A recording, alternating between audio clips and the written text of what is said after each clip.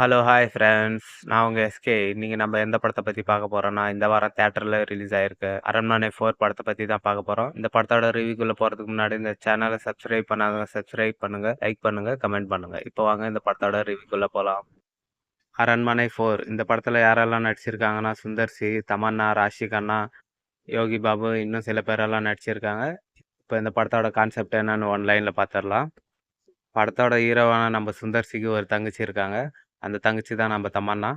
அவங்க ஒரு கட்டத்துல காதல் கல்யாணம் பண்ணி வீட்ட விட்டு பிரிஞ்சு போயிடுறாங்க.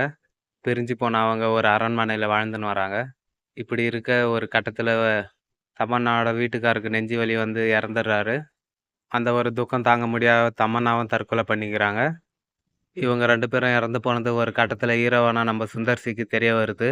அவரு அந்த கிராமத்துக்கு வந்து இந்த தற்கொலைய பத்தி விசாரிக்கிறாரு. இதுக்கப்புறம் என்னாச்சு? அவங்க எதுக்கு இறந்து போனாங்க? இறந்து போனதுக்கான காரணம் என்ன? அங்க உண்மையா என்ன நடந்துச்சு? அவங்க எதுக்கு தற்கொலை பண்ணிக்கினாங்க? இதுக்கான பதில் தான் படத்தோட கிளைமேக்ஸ். மத்த 3 படத்த விட இந்த படம் ரொம்பவே நல்லா பண்ணியிருந்தாங்க. படத்துல நடிச்சிருந்த எல்லாரும் ஒரு நல்ல நடிப்பையே குடுத்துருந்தாங்க. படத்துல வர சென்டிமென்ட்டெல்லாம் அவ்வளவா எனக்கு ஒர்க் ஆகல. சில இடத்துல நல்லாவே ஒர்க் ஆச்சு. படத்தோட காமெடியும் குறை சொல்ற அளவுக்கு இல்ல. சில இடத்துலலாம் ரொம்பவே நல்லா இருந்தது காமெடிங்க. ஹாரர் சீனும் சில இடத்துல ரொம்பவே நல்லா பண்ணியிருந்தாங்க. படத்துல அதிகமா பாட்டெல்லாம் இல்ல. 1ஓ 2ஓ தான் இருக்கு. படத்தோட பேக்ரவுண்ட் ஸ்கோரெல்லாம் ரொம்பவே நல்லா பண்ணியிருந்தாங்க.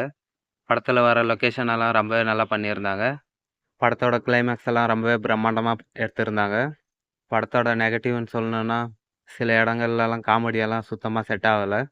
சில இடங்கள்லலாம் படம் ரொம்பவே போரிங்கா போச்சு. படத்துல வேற குறைன்னு சொல்ல எதுவும் இல்ல. படம் ஒன் டைம் பார்க்குற அளவுக்கு நல்லா ஒர்த்தாவே இருக்கு. பார்க்கணும்னு நினைக்கிறவங்க தியேட்டர்ல போய் பாருங்க. படத்துல அடல்ட் கன்டென்ட்லாம் எதுவும் இல்ல. படம் ஃபேமிலியோடவே பார்க்கலாம். மேலும் இந்த சேனலை சப்ஸ்கிரைப் பண்ணாதவங்க சப்ஸ்கிரைப் பண்ணுங்க, லைக் பண்ணுங்க, கமெண்ட் பண்ணுங்க.